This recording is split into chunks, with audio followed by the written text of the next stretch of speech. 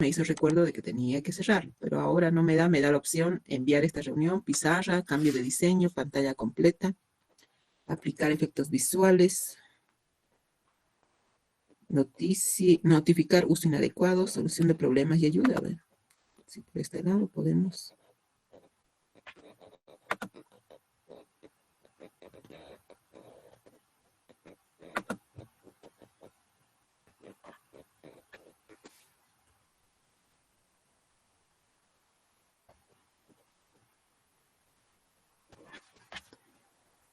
Lo siento, no me aparece esa opción.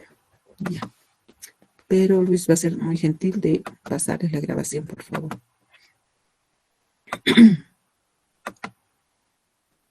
Ya. El tema que vamos a ver hoy es las citocinas, también llamadas citoquinas, interleucinas, interferones. ¿Ya? Estas citocinas regulan muchos mecanismos.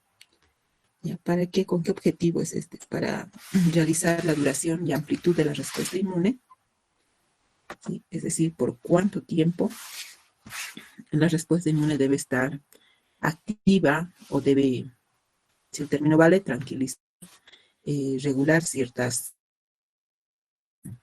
mecanismos para que esta se inmunosuprima o exacerbe su respuesta. Están sintetizadas en patógenos o productos, porque en algún momento yo les he indicado que las interleucinas es su mecanismo de comunicación entre células. Y gracias a ellas, todas las células inmunocompetentes y no inmunocompetentes pueden comunicarse y responder frente a algo extraño. Estas citocinas son proteínas de bajo peso molecular, tienen una vida media baja, es decir, es corto tiempo, dependiendo de cuál interleucina estemos hablando y dependiendo del factor estimulante. Está generada de nuevo durante la respuesta inmune, sobre todo, es donde más síntesis de interleucinas va a haber. Los principales productores no solamente son los macrófagos y linfocitos T, sino todas las células en respuesta a algo, ¿sí? Las interleucinas se sintetizan y también deben llegar a un lugar determinado. Cuando llega a ese lugar determinado, ya está esperando los receptores de interleucinas. ¿Ya? Los receptores de interleucinas se ubican a nivel de la membrana de las células donde quiere estimular. ¿Ya? Enseguida vamos a ver algunos ejemplos. Es decir, que cuando llega a estos receptores puede haber un reclutamiento de células a la zona afectada. Estimulan la generación de nuevas células. ¿Okay? Las funciones que tienen las citocinas es la diferenciación, proliferación, maduración de células del sistema inmunitario y hematopoyético. Entonces, logran diferenciar, ¿ya? Hacen que las células se proliferen, hacen que las células entren en una etapa de maduración. Sirven de comunicación entre células del sistema inmunitario, ejercen funciones efectoras indirectas y a veces directas, como vamos a ver en las siguientes características. La pleiotropía. Son múltiples efectos al actuar sobre diferentes células, ¿ya? Y bueno, ¿cómo entendemos esto? Por ejemplo, acá tenemos el primer gráfico, que es un linfocito T cooperador CD4 activo, ¿ya? Activo porque ha recibido seguramente una señal de alguna célula APC. Cuando esto sucede, entonces este linfocito T no se va a quedar así, va a sintetizar interleucina 4. Esta interleucina 4 de por sí va a tener receptores en el linfocito B, en el linfocito TSD4 y los macrófagos. Entonces, en cada una de estas células, la función va a depender, por ejemplo, si fuese el linfocito B, que es activado por la interleucina 4, inmediatamente va a haber un switch de síntesis de IgE. Si activa el linfocito T, CD4, se va a diferenciar al linfocito T, helper 2, ¿ya? ¿Cuándo se da esta diferenciación de T helper 1 y 2? Cuando es una infección parasitaria. Cuando la interleucina 4 es captada por el macrófago, va a hacer que se inhiba su actividad, ¿ya? Entonces, una misma interleucina puede tener diferentes efectos dependiendo de la célula donde sea recepcionada a través de sus receptores. ¿Ok? La redundancia, donde varias citocinas pueden hacer el mismo efecto, como pasa con la interleucina 2, la 4, la 5, pueden estar dos presentes o las tres al mismo tiempo, solamente una, pero el efecto va a ser el mismo en el linfocito B. La orden va a ser de proliferación. ¿Ya? En el sinergismo, donde dos o más citocinas producen un efecto que hace que se potencie. ¿Ya? Es lo que pasa, por ejemplo, con el interferón gamma y el factor de necrosis tumoral. Ambas son sintetizadas por diferentes células, pero el efecto va a ser aumentar la expresión de las moléculas HLA de clase 1 en los diferentes tipos celulares. Antagonismo, como su nombre indica, es lo contrario, ¿no? La inhibición o bloqueo mutuo de sus efectos. Es decir, el interferón gamma activa a los macrófagos. La interleucina 10 inhibe la activación de los macrófagos. No sé si hay alguna pregunta al respecto. ¿Ninguna? Ok. Las citocinas actúan sobre el sistema inmune de varias maneras. Regulando, quiere decir activando o inhibiendo la activación, proliferación y diferenciación de varios tipos celulares. Regulando cuando la secreción de anticuerpos ya se da a través de otras citocinas que se aplican en las células plasmáticas. En este caso, las citocinas inician sus acciones al unirse a receptores específicos de las membranas de las células diana. Por ejemplo, acá en el gráfico de su derecha tenemos un linfocito T helper 2. El linfocito T helper 2 está reconociendo, ¿no?, a la molécula HLA con su péptido antigénico que le está presentando un macrófago, que a la vez este macrófago ha captado un alergeno.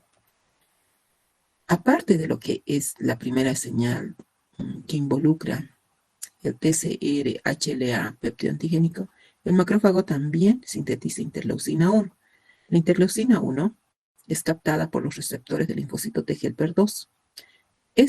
Al recibir esta señal, empieza a sintetizar otras citocinas, ¿sí?, las cuales se van a dirigir a otras células, como es el caso de la interleucina 3, la 5, el factor estimulante de colonias granulocíticas monocíticas que van a ir a los receptores de superficie de los eosinófilos. Estas, a su vez, van a degranularse, y las granulaciones más o que están en mayor proporción, la proteína básica mayor, la proteína catiónica de eosinófilos. Y también va a haber un efecto sobre los leucotrienos, los PAP. Por consiguiente, va a haber un daño tisular, lo que va a ocasionar una broncoconstricción. ¿Listo? Por otro lado, los linfocitos T helper 2 van a sintetizar interleucina 4, el cual va a ser aceptado o recepcionado por los linfocitos B, que van a producir exclusivamente de acuerdo a las características del antígeno IgG. ¿Okay? Las respuestas celulares de las citocinas generan cambios en la expresión de los genes de las células diana, dando lugar a nuevas funciones y proliferación de estas. ¿Listo? Entonces, aquí tenemos una APC. Aquí en la parte superior tenemos un receptor de interferón. En la parte inferior tenemos la molécula de HLA clase 2 que está presentando, lo está reconociendo el TCR, lo está fijando CD4, y a su vez este macrófago está sintetizando interleucina 12. Este linfocito T helper 1, ¿ya?, o CD4, va a generar interferón gamma. Esta síntesis de interferón gamma se va a ir hacia la parte superior donde el macrófago, célula dendrítica, expresa el receptor de interferón. Entonces va a haber un efecto parácrino. En las interleucinas hay tres tipos de efectos: autócrino, parácrino y endócrino. Autócrino cuando es a sí misma, que enseguida vamos a ver. Parácrino cuando tiene ese efecto a través de la célula adyacente, la que está a su lado. Y endócrino cuando hace un viaje donde una célula que no está en sus alrededores, sino en otro sitio o en otro tejido, y estas interleucinas viajan por circulación y las llaman, ¿ya? A su vez también sintetiza interleucina 2, que en el CD4 tendrá un efecto autócrino. Se autoestimula para que ésta a su vez sintetice interferón gamma todo el tiempo y estimule la expresión o el proceso de fagocitosis para que ésta siga presentando, ¿ya? Por un lado, puede provocar en los linfocitos T helper 1 una expansión clonal o multiplicación, y en la célula inmunocompetente puede una estimulación constante provocarle una apoptosis. ¿Hasta ahí me han entendido? Hola. Señoritas, jóvenes. Doctora, ¿me lo podría mencionar los tres que estaba mencionando? No creo que las tres activaciones, creo que era. Claro. Vamos a revisar esa partecita. Vamos a ver otro gráfico, ¿ya?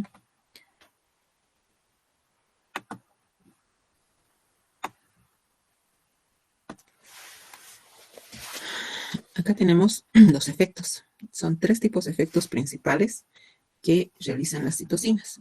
No hay más, así que no va a ser difícil que las memoricen. Cada citocina se une a un receptor de superficie celular específico y generando a su vez cascadas de señalización celular, ya que alteran la función de la misma. Entonces, aquí nosotros tenemos el efecto autócrino. Quiere decir que esta célula fabrica o sintetiza citocinas, ¿ya?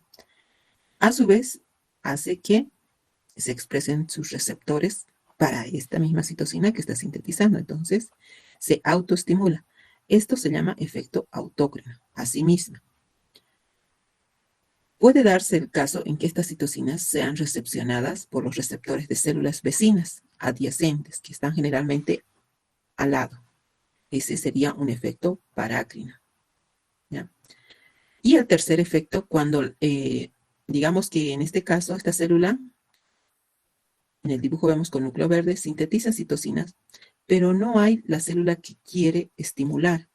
Entonces, ¿qué pasa con estas citocinas? Van a viajar por el torrente sanguíneo y van a ir donde el tejido o donde se encuentre la célula que quieren que trabaje, ¿ya? Este proceso es un efecto endocrino. Ya esta célula va a viajar, va a hacer un proceso de diapédesis hasta llegar al tejido donde la está reclutando. No sé si está más claro esto.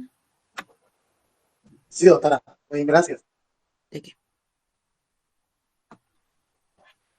Ya. Sus propiedades como tal, donde las secreciones de citocinas es un proceso breve y autolimitado, ¿ya? Breve porque no todo el tiempo las están sintetizando, como les he indicado hace un momento, solo cuando se las requiere, ¿ya? Se producen, sí, pero no se producen todas al mismo tiempo, porque hay muchas que tienen efectos también proinflamatorios. El organismo no siempre está en una etapa inflamatoria constante, así que solamente aquellas que se requieren en forma constante para su renovación celular, esas sí están activas. Pero después, aquellas en respuesta a algún antígeno, dependiendo, ¿no?, de las características de ciertas patologías. Las acciones de las citocinas a menudo son pleiotrópicos, redundantes, que ya hemos explicado. ¿Las citocinas influyen en la síntesis y las acciones de otras? Sí. Las citocinas inician sus acciones uniéndose a receptores de membrana específicos presentes en las células diana. Por supuesto que sí. tenemos los mecanismos de acción de las citocinas. Ya hemos explicado el efecto autócrino, ¿sí? El parácrino, el endócrino, o sea que no se olvida. Acá, por ejemplo, están conversando dos células, ¿sí? Entonces, si está una al lado de otra, será parácrino. Ella está sintetizando, pero esta otra, la segunda célula dice, ya, no hace falta que grites, que estoy aquí a tu lado, ¿sí? Entonces, cuando esta primera célula en color celeste se está enloqueciendo es porque realmente quiere comunicar algo. Generalmente esa comunicación se da cuando ingresa un antígeno y dependiendo de las características del antígeno, no ha podido contenerla a través de la respuesta innata, a través de las barreras, entonces la célula se enloquece y va a producir, ¿ya?, cargas o síntesis de interleucinas que un poco más les diría que se descontrola y pues las células que empiezan a recepcionarlas tienen que dar una respuesta a esto, ¿ya? Ay. Actúan como factores de crecimiento locales a través de mecanismos autócrinos sobre la propia célula, parácrina sobre la célula vecina, yuxtaprimo, implicando interacciones intercelulares constantes y endócrinas. Funciones de las citocinas como tal. ¿Ya?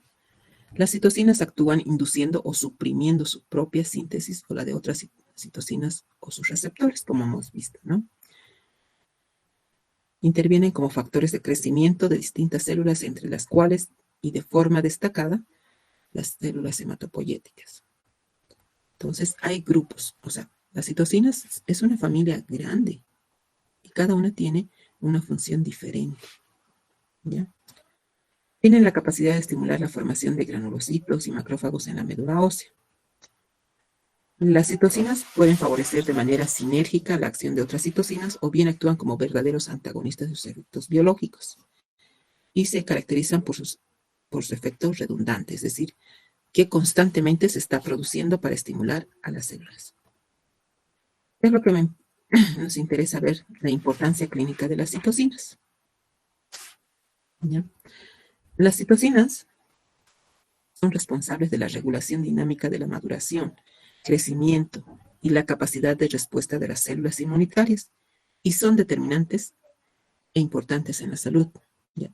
Todo organismo produce citocinas, si no, no hubiese comunicación entre células. La variación en los niveles de citocinas en diversos fluidos biológicos proporciona información valiosa sobre el diagnóstico, el estadio y el pronóstico de diversas enfermedades. La producción anormal o aumentada de citocinas, como durante una tormenta de citocinas, puede provocar insuficiencia orgánica y muerte. ¿Ya? A esto me voy porque cuando, por ejemplo, hay un proceso inflamatorio, una de las citocinas importantes es la interleucina 6, que en algún momento la hemos mencionado, ¿sí? Y ha sido de gran importancia en el proceso de COVID, ¿no? Entonces, nosotros, por ejemplo, medimos interleucina 6. En este momento nos están pidiendo post-vacuna o en etapa del SARS-CoV-2 como tal. Y vemos que los pacientes, lo normal en el organismo es tener 0,3 nanogramos, ¿ya? Pero hemos visto que hay superposición de patologías. Por ejemplo, pacientes que tenían problemas iniciales de artritis, de pronto están desencadenando otra segunda patología, otra tercera patología sobre ella, ¿ya? No están pudiendo suprimir la respuesta inmune. Entonces, cuando nosotros hacemos la cuantificación de interleucina 6, de 0,3, que es lo normal, están por 80, 90 nanogramos, ¿ya? Entonces, también hemos visto de que por encima de los 70 prácticamente ya está casi a un paso de terapia, ¿ya? Es decir, que el proceso inflamatorio se ha descontrolado y está dándose lugar a una sepsis, es decir, a una infección generalizada.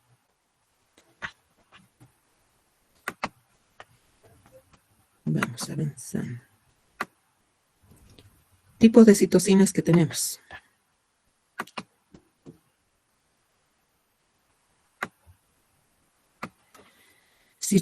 Las citocinas que intervienen en la respuesta inflamatoria. Entre algunas que mencionamos, la interleucina 1, el factor de necrosis tumoral, interleucina 16. La 1 induce a la liberación de histamina y es el factor quimiotáctico, ¿sí?, de los leucocitos. Por tanto, esta interleucina 1 va a hacer que se libere histamina. La histamina va a tener una función sobre el endotelio vascular, ¿no? Hace que las uniones celulares que tapizan los vasos sanguíneos se abran, ¿sí? Es decir, que los enlaces, que enseguida vamos a ver, se liberen, y estas aberturas que va a existir le va a servir para que pueda atraer a las células competentes, como los otros leucocitos que necesiten, dependiendo del requerimiento hacia el antígeno que está provocando esta respuesta, ¿ya? Si necesito, digamos, si es de bacteria, entonces yo necesito que estén los neutrófilos, los macrófagos, ¿sí? El factor de necrosis tumoral puede ser alfa, puede ser beta, ¿ya? Cuando es alfa, induce la expresión de moléculas de adhesión. ¿En dónde? En el epitelio vascular. Beta induce la apoptosis, pero sin originar la respuesta inflamatoria, ¿ya? Y la interleucina 16 promueve la diferenciación de linfocitos B hacia células plasmáticas y la producción de inmunoglobulinas. Por tanto, el linfocito B tendrá receptores que van a aceptar la interleucina 16, y cuando esta llega donde sus receptores, esta inmediatamente va a sintetizar anticuerpos. Citocinas inmunosupresoras. Dentro de estas inmunosupresoras están la interleucina 4, la 10, la 13, el factor transformador de crecimiento, donde la 4 promueve la diferenciación de linfocitos T y B, ¿ya? ¿Y a qué me refiero? Cuando va al linfocito T no diferenciado y de acuerdo a la característica del antígeno, esta se va a hacer en CD4, CD8, y el linfocito B en las que ya nosotros conocemos, ¿no? La plasmática y la de memoria. La interleucina 10 va a inducir la síntesis de inmunoglobulina G y participa en la angiogénesis, ¿ya? La interleucina 13 va a promover la producción exclusivamente de IgE. El factor transformador de crecimiento va a inhibir el crecimiento de diferentes células y su citotoxicidad natural o específica. Acá nosotros tenemos, bueno, un gráfico de la respuesta inmune innata y adaptativa, pero para que esta respuesta innata exacerbe a la respuesta adaptativa, debe seguramente intervenir, ¿no?, diferentes células. Entonces, no todas van a trabajar en la respuesta específica, sino que hay interleucinas exclusivas que van a trabajar en gran manera cuando se las necesita en la respuesta inmune innata. Por ejemplo, tenemos la primera línea de defensa, que consiste en barreras que impiden que los materiales dañinos ingresen al cuerpo. Dentro de estas ya nosotros tenemos las barreras como la piel, a nivel de mucosas, ¿sí?, lágrimas, pH, etc. Si el antígeno es tan astuto de pasar esta primera línea de defensa, entonces se va a estimular al factor de necrosis tumoral, que es un regulador proinflamatorio central del sistema inmune. ¿Por qué? Porque esta citocina tiene receptor en las APCs, ¿ya? La interleucina 1 está producida por macrófagos y células epiteliales. Entonces, los macrófagos van a fagocitar. Las quimiosinas son un grupo de proteínas de muy bajo peso molecular, aproximadamente de 8 a 10 kilodalton. La 12 está constituida por dominios denominados P40 y P35. ¿Sí? El interferón gamma son un grupo de proteínas con actividad antiviral, antiproliferativa e inmunomoduladora. ¿Ya? O sea, si el antígeno que ingresa es bacteriano, el interferón gamma no va a trabajar. La interleucina 10 está producida por los linfocitos T de tipo T helper 2. La 15 presenta una actividad biológica similar a la interleucina 2. La 6 interviene regulando la respuesta inmunológica y reacciones de fase aguda. Y esto ya hemos visto. ¿Viste? La interleucina 18, producida por linfocitos NK y linfocitos T, para la síntesis de interferón gamma. En la respuesta adaptativa ya trabajan otras interleucinas, como ser la 2, que ayuda a que las células crezcan y se dividan con mayor rapidez. El factor de crecimiento tumoral beta, sintetizada por linfocitos y macrófagos, incluyendo las células dendríticas. La 5 es el principal regulador de la eosinofilia. Entonces, esta tiene un efecto autócrino sobre los eosinófilos y mastocitos. La interleucina 4 tiene origen en los linfocitos T activados, importante papel en reacciones alérgicas, ¿ya? Porque hace que los linfocitos T helper 2 sinteticen interleucina 4, esta va donde los linfocitos B para que le dé la orden de sintetizar IgE y se dé lugar a un proceso de inflamación alérgica. La 17, que es una glicoproteína de 155 aminoácidos producida por linfocitos T, CD4 positivos estimulados. Las citocinas hematopoyéticas, donde va a participar no solamente la eritropoyetina, que es la que hemos visto en la eritropoyesis, sino que en las de hematopoiesis está la interleucina 3, la 5, la 9, la 11, el factor estimulante de formación de colonias de granulocitos, el factor estimulante de formación de colonias de macrófagos como tal. Estas pueden trabajar en conjunto o en orden consecutivo y no ordenarle, ¿no? Ir donde la célula madre o stem y dar origen a la formación de células progenitoras linfoides y células progenitoras mieloides. ¿Sí? Como ven, los efectos son variados y tienen efectos múltiples. En cambio, las quimiosinas como tal tienen una función quimiotáctica, activan respuestas inflamatorias. Existen grupos donde hay dos subfamilias principales de quimioquinas basadas en la posición de los residuos de cisteína, ¿sí? La CXC y la CC.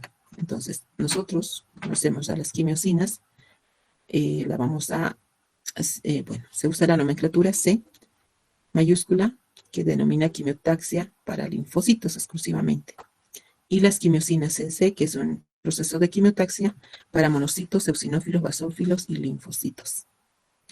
Si las quimiosinas se expresaran, sobre todo CXC, la quimiotaxia es para exclusivamente neutrófilos. La CX3C es una etapa de quimiotaxia para monocitos y linfocitos. ¿Okay? ¿Qué hacemos de acuerdo a las patologías que se llegan a presentar? Si fuesen enfermedades autoinmunes, ¿ya?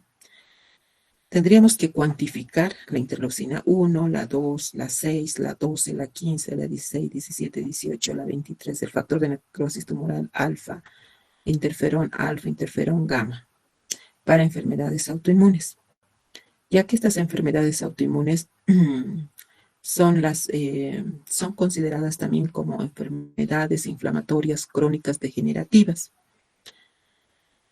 Lo que pasa en estas enfermedades, adelantándonos un poquito, es que hay una exacerbada síntesis de anticuerpos, ¿ya? Ya sean estos de fase aguda o crónica. Lo que se trata de hacer, por ejemplo, en la actualidad, las enfermedades autoinmunes se han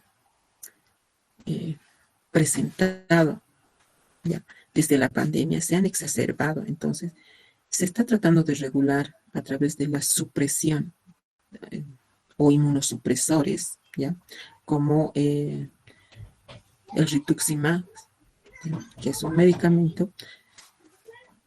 No se puede controlar a la interleucina como tal, pero sí a la célula que lo genera, ¿ya? Entonces lo que se trata es de bloquear por ejemplo, a los linfocitos, ¿ya? Si es una enfermedad autoinmune, entonces lo que nos significa es que hay muchos anticuerpos. Entonces, el rituximab va a ir hacia los linfocitos B, lo va a bloquear, ¿ya?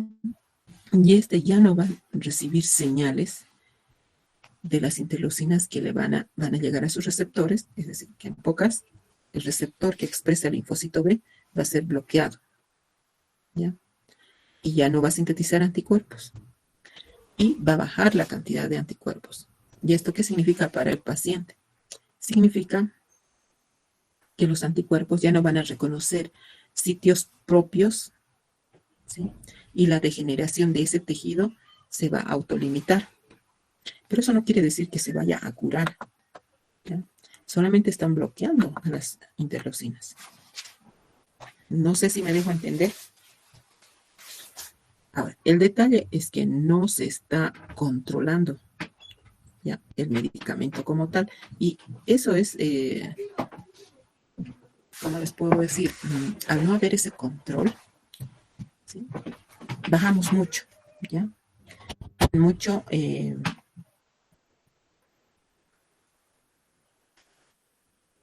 la funcionalidad de los linfocitos B.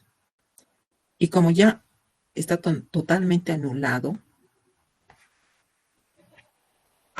si hubiese una infección bacteriana, ya no habría quien lo defienda al organismo.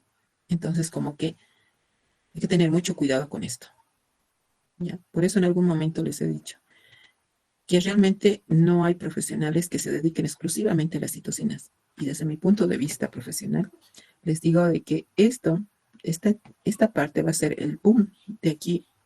Ya ha empezado, ¿ya? Alguien que se dedique exclusivamente a citocinas. Y una vez que tengamos el conocimiento de cómo regularlas, cómo cuantificarlas, qué técnicas usar apropiadamente, yo creo que vamos a darle mejores opciones a los pacientes. La alergia. En la alergia, ¿qué se tiene que cuantificar? La 1, la 4, la 5, la 9, la 10 y la 13. ¿Ya? Porque estas son las interleucinas que estimulan a los eosinófilos, mastocitos, basófilos. En la enfermedad de Alzheimer habría que cuantificar el factor de necrosis tumoral alfa, factor de crecimiento tumoral beta, interleucina 1, la 4, la 6 y la 10. En la aterosclerosis, bueno, cada una de estas patologías va a tener interleucinas que se van a presentar con mayor o en mayor concentración. En desórdenes cardiovasculares, en el cáncer, en el proceso incluso de depresión, enfermedades gastrointestinales, septicemia o en el envejecimiento como tal, ¿sí? Fíjense cuán importante son las interleucinas desde el punto de vista clínico, ¿ya? Si estas no estuvieran, pues muchas cosas no pasarían. Es decir, que el cuerpo pues estaría inerte, ¿ya? Ok, ¿hay alguna pregunta sobre esto? Hola. No, doctora. Está facilito, ¿no? Más o menos.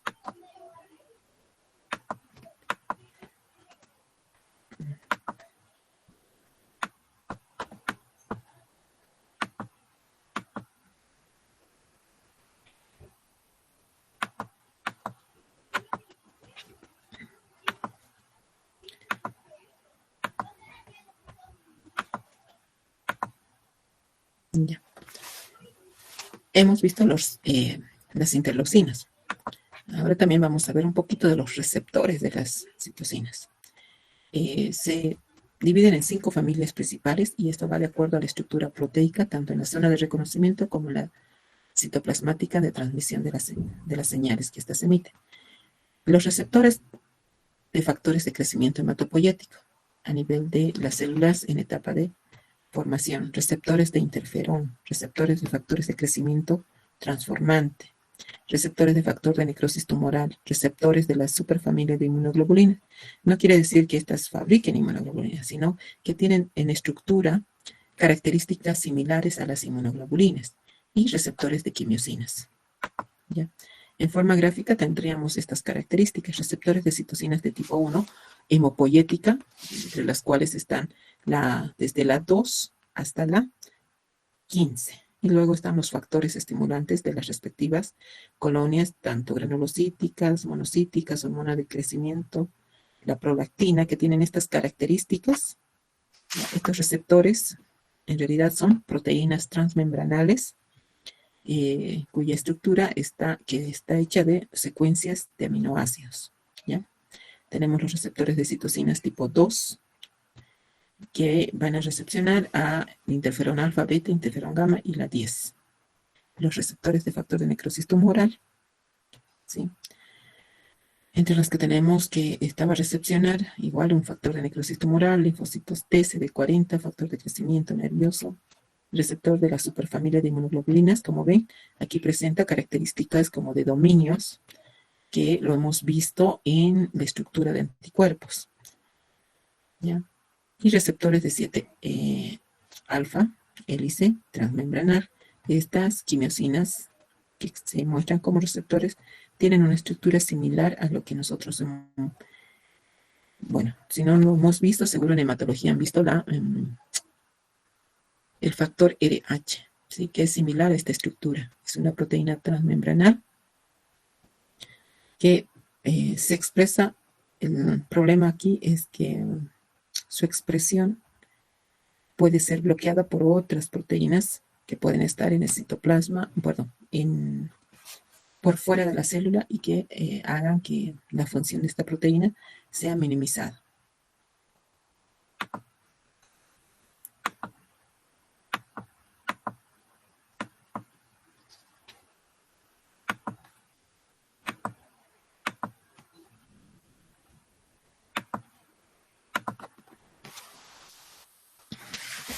Este gráfico anteriormente lo hemos visto en el primer tema, que para ese entonces era como hablar, pues, algo que todavía no habíamos reconocido, no habíamos comprendido. Y yo creo que ahora ya tienen el conocimiento y las bases como para poder explicar y darse de cuenta de la función de todo lo que vemos en este gráfico. Por ejemplo, acá ya tenemos esto en realidad es el proceso de la hematopoiesis, ¿no? El primer tema que hemos visto. Tenemos la célula pluripotente o la célula madre o STEM, que gracias al factor de células pluripotenciales va a estimular a que se dé lugar a la unidades formadoras de colonias mieloides por un lado y linfoides por otro. Cuando hablamos de la mieloide, la progenie mieloide va a sintetizar por un lado eritropoyetina. La eritropoyetina va a ser recepcionada por receptores de las unidades formadoras de colonia eritroides.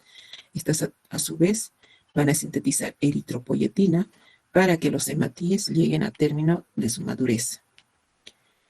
También van a sintetizar interleucina 3, factor estimulante de colonias granulocíticas, monocíticas, interleucina 1, la 6, y estas a su vez Si es que nosotros hablamos de plaqueta, también va a intervenir la trombopoyetina, la interleucina 11, que hace que los megacariocitos empiecen a hacer las canalizaciones respectivas de su citoplasma y de origen a estructuras mucho más pequeñas, a lo que denominamos trombocitos o plaquetas, de 3 a 5 micras, ¿no? También se va a dar lugar, gracias a las interleucinas, también a la interleucina 5, que va a actuar en las células basófilas, eosinófilas, ¿ya? Para que éstas puedan llegar a su etapa de maduración, tanto las células basófilas como los eosinófilos. Y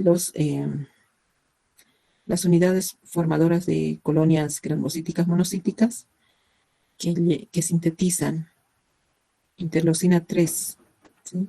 Y los respectivos factores estimulantes van a generar la maduración de los neutrófilos. Y por otro lado, las mismas interleucinas que participan hacen que se llegue a la madurez los monocitos. Cuando hablamos de la progenie linfocitaria,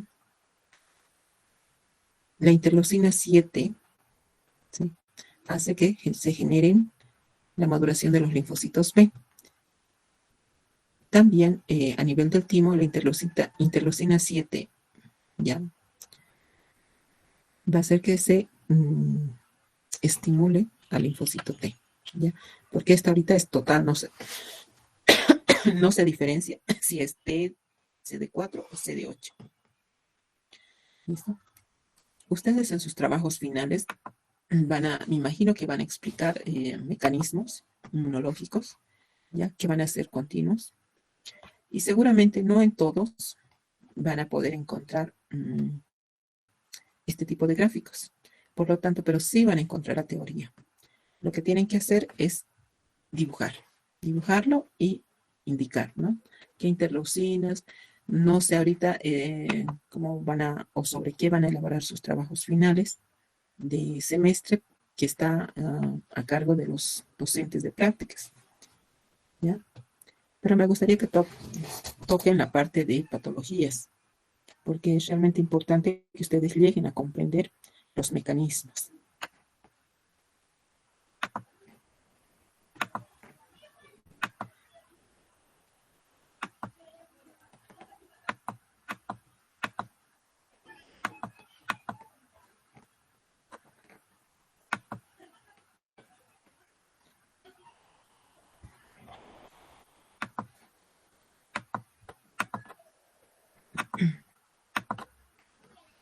Acá también vemos otro gráfico donde tenemos que una APC está presentando al linfocito T seguramente el ingreso de algún antígeno.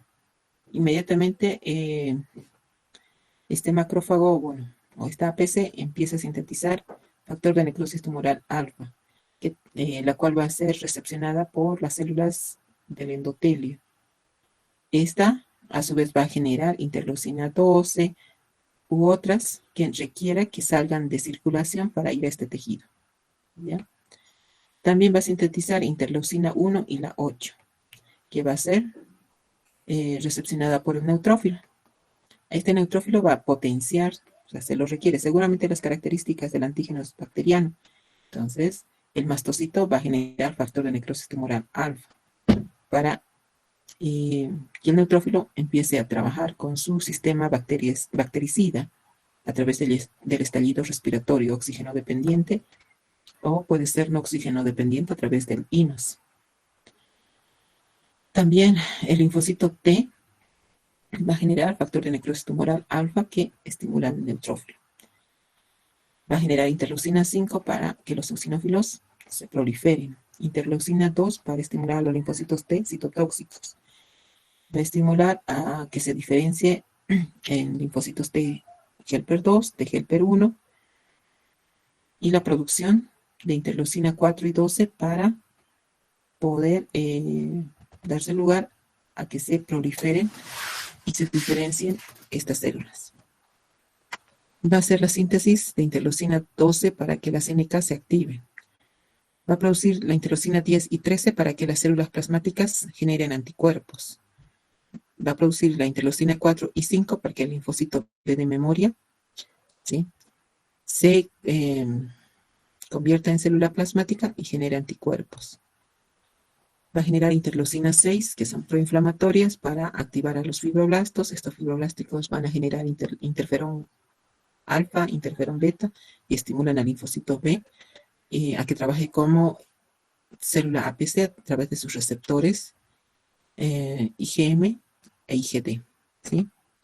Y si nos vemos en la presentación antigénica, va a haber una retroestimulación, gracias a que la APC va a generar factor estimulante de linfocitos, ¿ya?, factor de crecimiento tumoral beta, interleucina 1, interleucina 12, estimulando al linfocito T. Esta a su vez va a generar factor de crecimiento tumoral beta, interferón gamma, que va a ser recepcionada por la APC inicial. O sea, todo esto, todos los mecanismos, en realidad, si se dan de cuenta, es una participación continua de las citocinas. Por tanto, es de gran importancia que se dé lugar a todo este proceso. ¿Ya? ¿Alguna pregunta respecto a este tema? De cualquier forma, en la plataforma están ya las presentaciones, así que pueden revisarlas con calma. Cuando los mecanismos presentan, digamos, 2 rayas de corte, ¿ya?, quiere decir que hay un proceso de inhibición en esa etapa, ¿ya? Seguramente vamos a ver algún gráfico con esas características.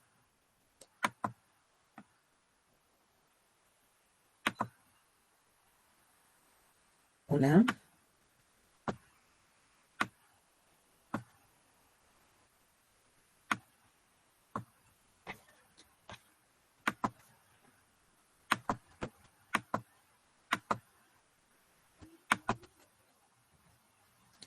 Durante todo el trayecto hemos estado hablando de los PRR, los PAMS, ¿sí?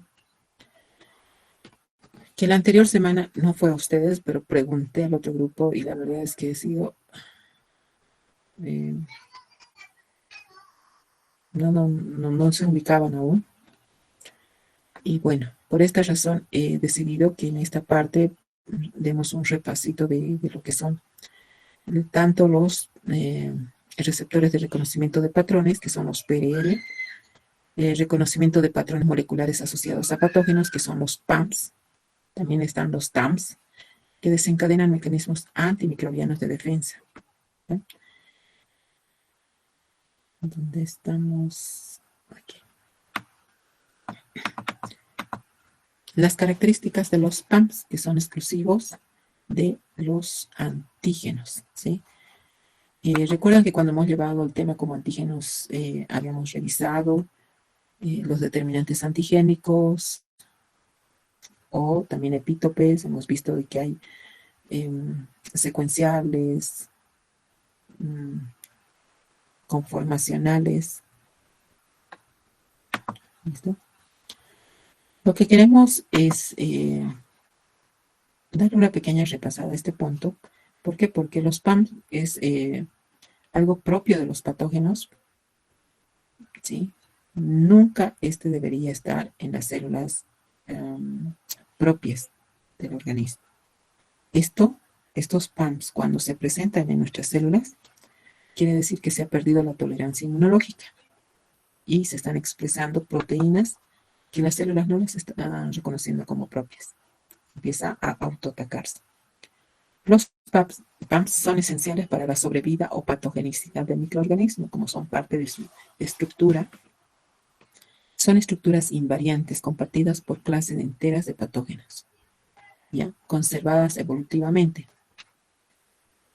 Es decir, es lo que está pasando en este momento con la vacuna del COVID. El virus inicial, ya el COVID-19, tenía determinantes antigénicos con las que nosotros inicialmente la hemos conocido en la primera oleada, ¿ya? A partir de ellas han hecho recombinaciones a nivel de laboratorio, han producido las vacunas. Han pasado, digamos, 10 generaciones del virus, ¿ya? Y ha habido una mutación, ¿ya? Esa mutación nos han dado una segunda dosis.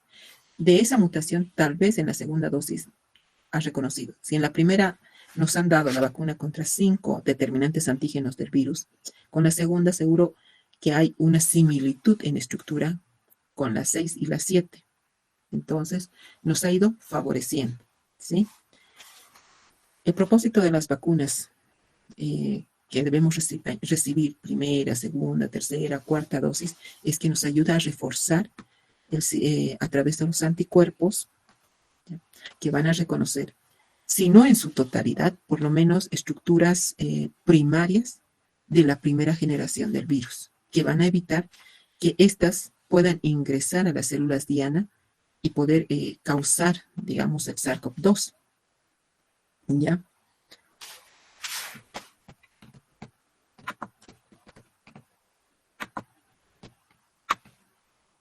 Características comunes de los PAMs.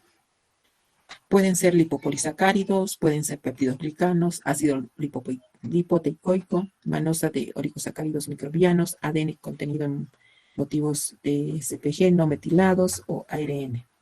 Entonces, ustedes saben que los PAMs pueden ser variados. Principales vías de reconocimiento de inmunidad innata, ¿ya? Dentro de estas, debemos mencionar a los receptores, que son los Toll-like receptor.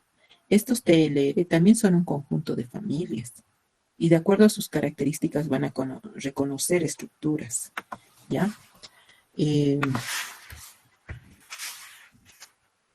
No todas llegan a reconocer las mismas estructuras. Hay TLRs transmembranales y endosomales, ¿ya? Que les voy a mostrar.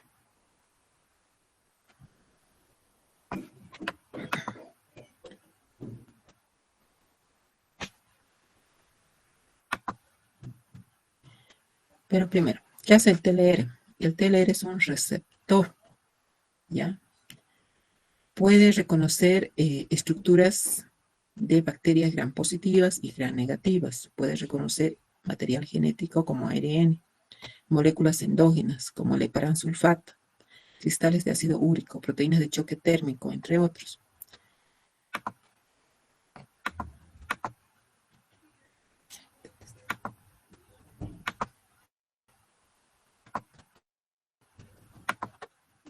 Acá, por ejemplo, tenemos a los diferentes TLRs, ¿ya? Como les había indicado, es una familia. Entonces, el TLR 1 y 2 van a reconocer lipopéptidos, ¿ya? El TLR 2 y 6 van a reconocer simosan, estructuras que están en los antígenos. El TLR 2, liporabinanos, péptidos glicanos. El TLR 4 exclusivamente lipopolisacáridos. Y el TLR 5 van a reconocer estructuras extrañas a nivel de las flagelinas, ¿ya? Al igual que hay estas proteínas de receptores que están en la superficie, también hay en el endosoma. El endosoma hemos dicho que son estructuras que cuando la célula fagocita, parte de su membrana se va a invaginar, ¿ya? Y dentro de esta va a contener al antígeno. Entonces, los antígenos no pueden escapar fácilmente a la respuesta inmune. Por tanto, dentro de los endosomas pueden activarse el TLR3, el 7. El 3, por ejemplo, reconoce al RNA doble cadena. El TLR7 al RNA simple cadena, ¿ya? De las 4, la más importante es el TLR9, que va a reconocer DNA bacteriano, ¿ok? Que puede estar en este endosoma, que cuando se forma el fagolisosoma, parte de las estructuras van a liberarse y este TLR9 va a agarrar al material genético de la bacteria y va a estimular la respuesta humoral. ¿Ok?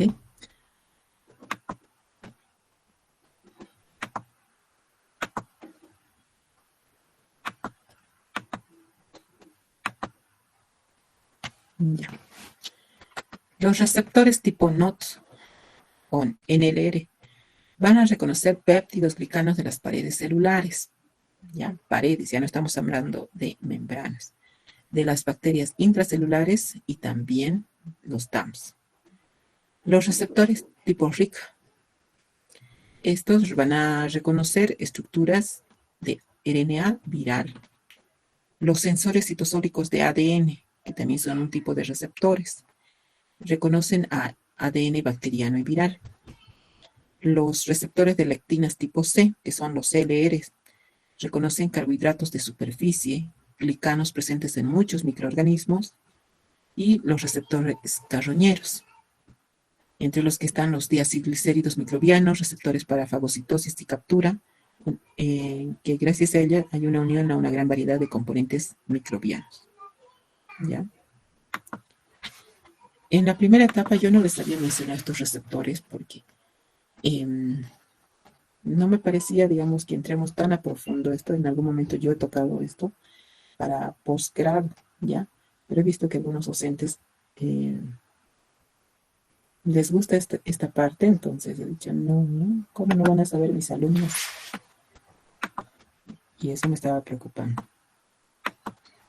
Los TLR, presentes en la mayoría de los mamíferos, entre los cuales están asignados con números desde el 1 hasta el 11, sus dominios extracelulares denominados LRN, dominios TIR, que son los intracelulares, se expresan diferencialmente en todas las células del organismo y transducen señales de diferentes PAMs, presentes en la membrana o compartimentos endosomales, que ya les he explicado. Los intracelulares, que son los receptores RIC, que van exclusivamente contra las helicasas del virus. Los receptores NOT o también NLR, que van a reconocer estructuras de bacterias intracelulares. ¿Ya? Estos TLRs que hemos explicado, ¿recuerdan que les he mostrado en alguna oportunidad un video? Hola. ¿No? Sí, doctora. Donde reconocen, ¿no?, a las bacterias. ¿Sí o no? Ya, vamos a ver una partecita de eso.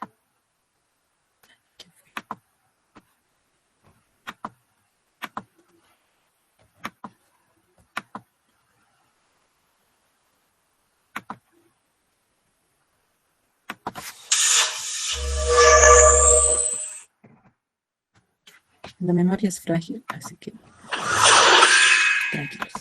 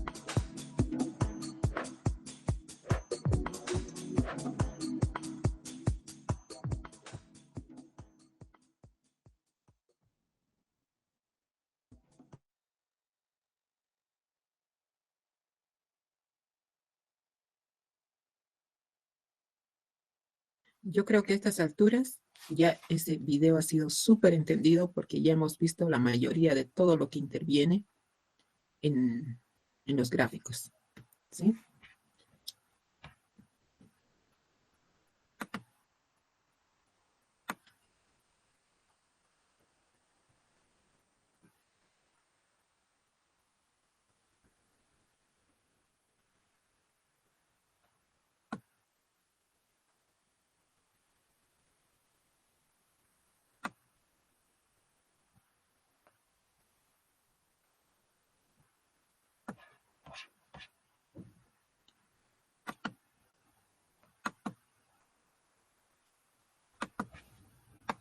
¿Sobre qué van a ser sus temas finales? ¿Ya?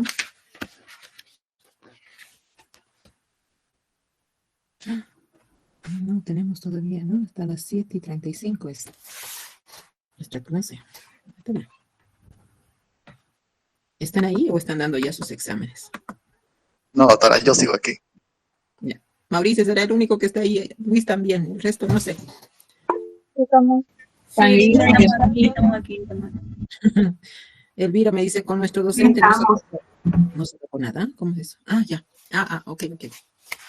Con el docente de prácticas. Ya. Y bueno, me he comunicado con el doctor Guzmán, me he comunicado con la doctora, no me acuerdo de qué grupo es, que con ellos ya van a preparar sus temas, ¿ya? Sus temas o su proyecto de final de semestre, va a ser en grupo. Yo personalmente no parto de trabajos en grupo, pero bueno, el tiempo nos apremia, no son los únicos, no es mi materia, así que tengo que comprender y entender esto. Generalmente parto de que el trabajo es individual, porque en un trabajo de hasta 3 hacen, trabajos de 5, solo uno trabaja, el resto es apoya, solamente motivación, ¿ya? Pero bueno, eh, me pasarán los temas, yo me imagino, y sobre eso vamos a preparar varios aspectos también, que yo les voy a apoyar desde el punto de vista teórico, ¿ok? ¿No hay más preguntas? Nunca hay preguntas.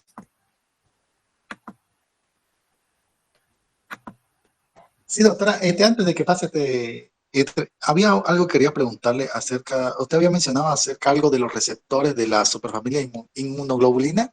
Eso quería que me lo termine de explicar bien. Usted dijo que no, mm, no le entendí si decía que no producían inmunoglobulina. Eso quería que me explique un poquito mejor. Ya. Los receptores de inmunoglobulina Se los llama así, pero nada tienen que ver con los anticuerpos. Nada, absolutamente. ¿Por qué se les ha asignado esta denominación? Solamente que en estructura son similares, ¿sí? Pero no tienen la misma función. ¿Por qué? Porque presentan características como de la zona hipervariable, ¿ya? Pero no se confundan con los anticuerpos. Nada que ver. Solo son receptores con características similares en estructura, es decir, en la secuencia de aminoácidos, pero están pegadas a las membranas citoplasmáticas de las células competentes. Eso sería, Mauricio. Ok, doctora, muchas gracias. ¿De qué? Ya. Vamos a entrar con el proceso de lo que es la infección. ¿Ya? La infección es el proceso de penetración del microorganismo al cuerpo. Por lo tanto, se da la activación de los mecanismos de defensa como la inmunidad natural o innata, donde primero se va a ver expuesta las barreras externas, como ser la barrera física, la química, la flora bacteriana, que lo hemos visto a un inicio.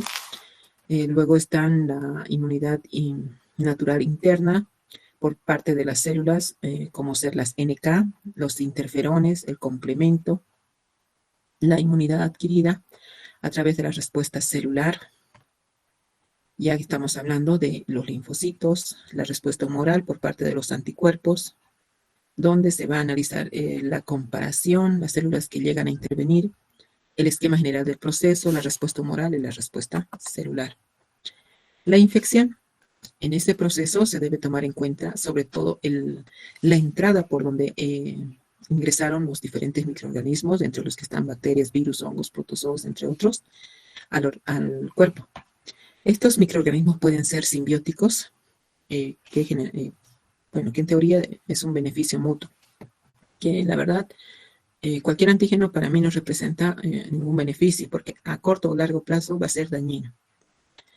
Con respecto a los patógenos, aquellos que llegan a producir una enfermedad, y esta va a depender de las siguientes condiciones: de las características del microorganismo, dentro de estos la característica de virulencia o poder patógeno, que le va a dar la patogenicidad o patogeneidad al antígeno como tal, que es la capacidad de provocar trastorno o la enfermedad, y esta va a depender de la capacidad invasiva, ¿ya?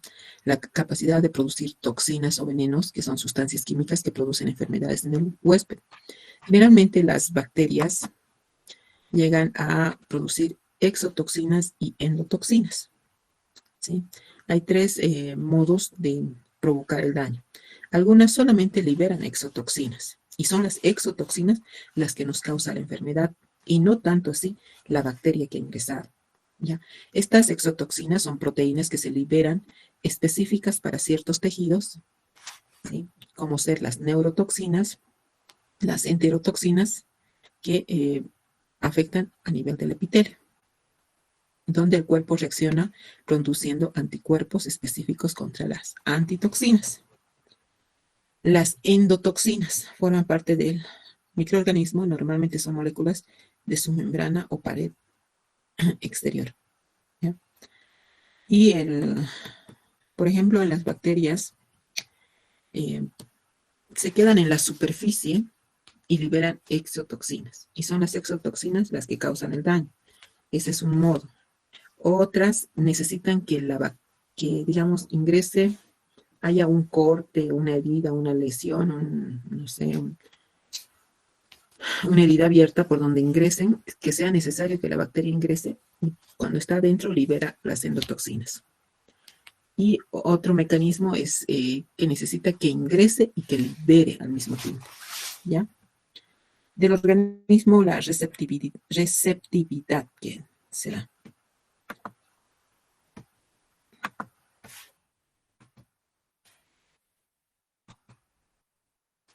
Las etapas de la infección.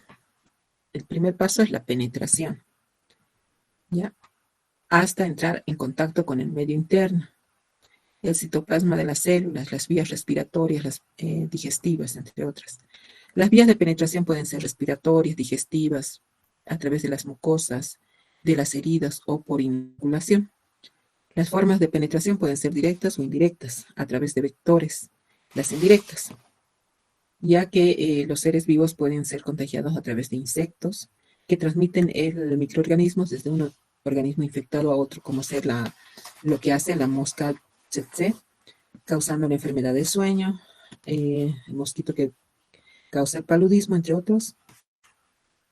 O puede ser de tipo portadores, donde los organismos que no sufren la enfermedad en ese momento, pero tienen el microorganismo y lo pueden transmitir. ¿Ya? El establecimiento del microorganismo va a darse lugar en un espacio determinado, o puede ser a nivel generalizado, provocando una septicemia, que ya es una infección en sangre de tipo generalizado. Ante las infecciones, el organismo reacciona activando las defensas de procesos inmunitarios, ¿ya?, cuya inmunidad es el estado de resistencia de un organismo frente a una infección.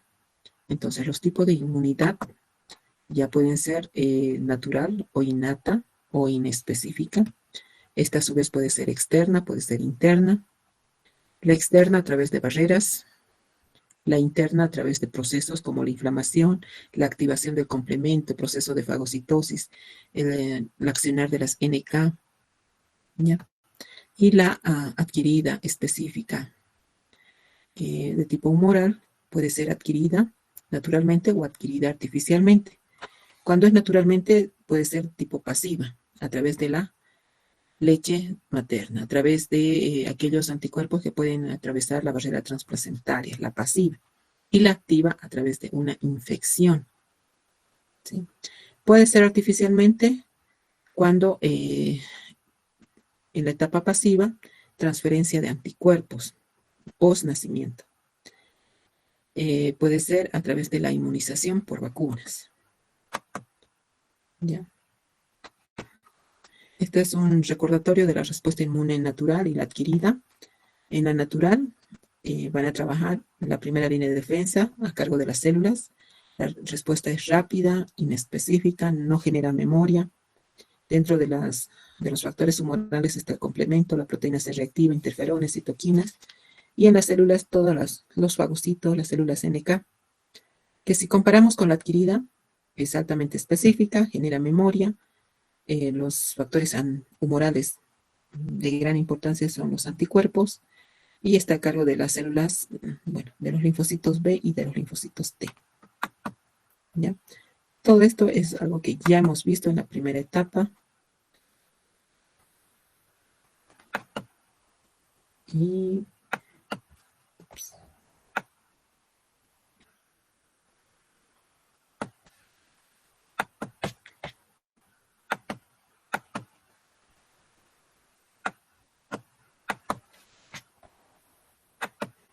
vamos a entrar un poquito con lo que son ya inmunología parasitaria. ¿Ya? Los anticuerpos en la inmunidad antiparasitaria no son tanto de... antes de continuar, tenemos que tener claro la subclasificación cuando hablamos de parásitos. Tenemos a parásitos helmintos, que son aquellos que nosotros visualizamos a simple vista, que son esos gusanos, ¿no? Después están los protozoos, que requerimos de un microscopio para observarlos, como lo Entamoeba coli u otros parásitos mucho más pequeños. Luego están los ácaros también, que conforman esta familia. ¿Ya? Los anticuerpos en la inmunidad parasitaria, cuando hablamos de los anticuerpos, bueno, frente a los helmintos, poco o casi nada no van a poder hacer, ¿ya? Porque la estructura en sí de los helmintos es en proporción, son de mayor tamaño en relación al anticuerpo. En cambio, frente a los protozoos, por lo menos la actividad de los anticuerpos es mucho mayor, ¿ya? Los linfocitos en la inmunidad antiparasitaria. Enfoquemos a los linfocitos desde el punto de vista del linfocito B. También se va a tocar a otras células accesorias, los mecanismos de evasión de los parásitos, es de gran importancia, ya que los parásitos, entre los que vamos a tener dentro de los protozoos, al Plasmodium, a Leishmania, Trypanosoma, amebas, Giardias, Toxoplasma. De esto, realmente todos son parte de la mayoría de los parásitos presentes en nuestro medio, ¿no? Ahora, dependiendo de la zona, por ejemplo, la Leishmania, y por el lado del norte de La Paz, por el lado de Santa Cruz, está más presente en la brasiliensis, ¿sí? En relación al Trypanosoma, el T. cruzi. En relación al Plasmodium, el Plasmodium vivax. Las amebas, mucho cuidado con la histolítica. La Giardia, la Amblia, es muy frecuente en niños, ¿no? De zonas endémicas. Toxoplasma, ya sea en las zonas urbanas, debido al descuido de las mascotas. Cuando nos referimos a los helmintos, los trematodos, ¿ya? Los cestos, las tenias, los nematodos, trichuris, ascaris, que es ascaris es algo muy frecuente en Santa Cruz, trichinela, asilostoma, onchocerca, etc. ¿Ya? Existen diferentes características en tamaño. Entonces, los que nosotros vemos macroscópicamente, ¿ya?, pueden ser de 6 a 12 milímetros. Son multicelulares. Aquí vemos una tenia saginata, adulto, que aproximadamente mide 4 metros. El ascaris lumbricoide de 20 a 35 centímetros. ¿Sí? Esto nos referimos a los helmintos. Microscópicos unicelulares, que les gusta vivir dentro de las células, como la leishmania, la histolítica,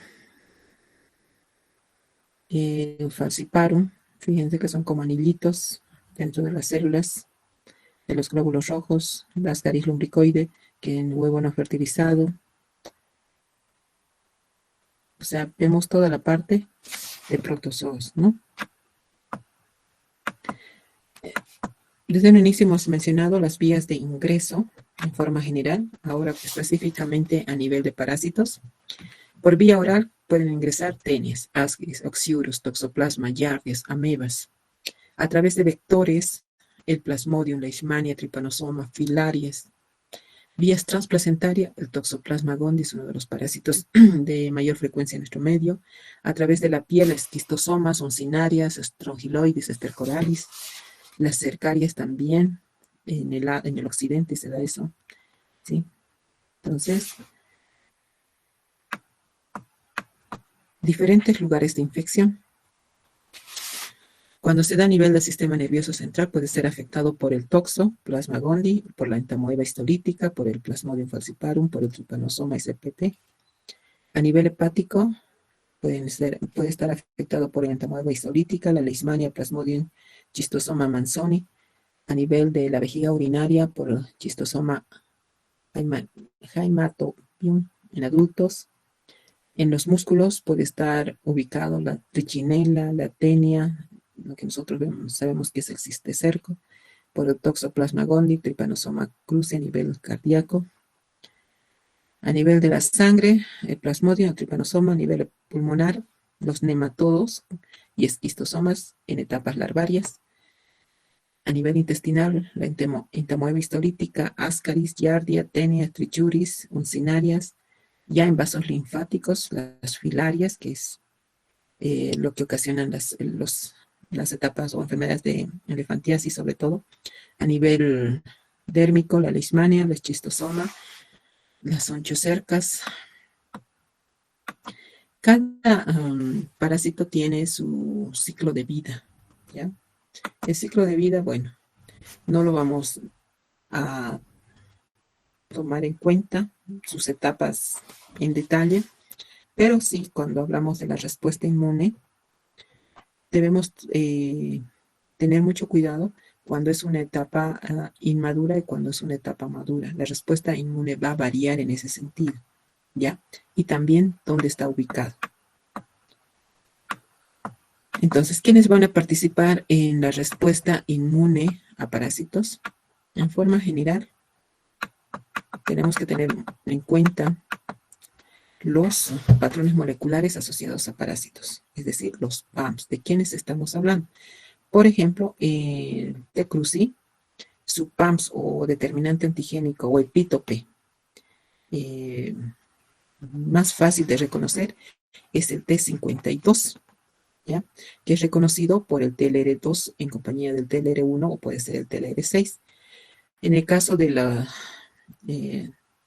otros protozoos puede ser la glicoproteína 1, la lisofosfatidilcerina, ¿ya? Entonces, cada uno tiene una zona específica de reconocimiento.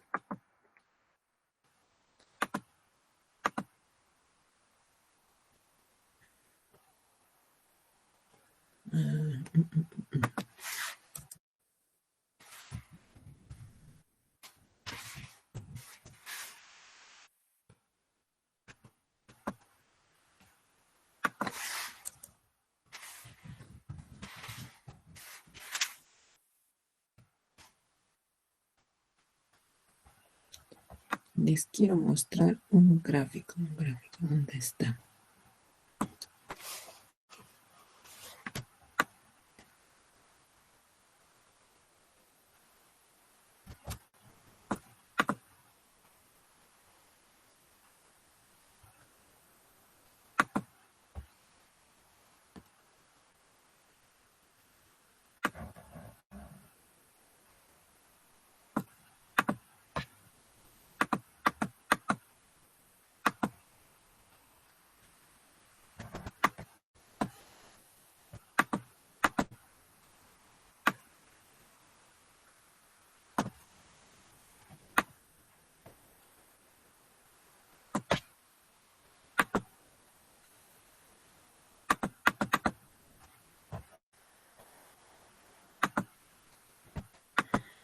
Aquí está.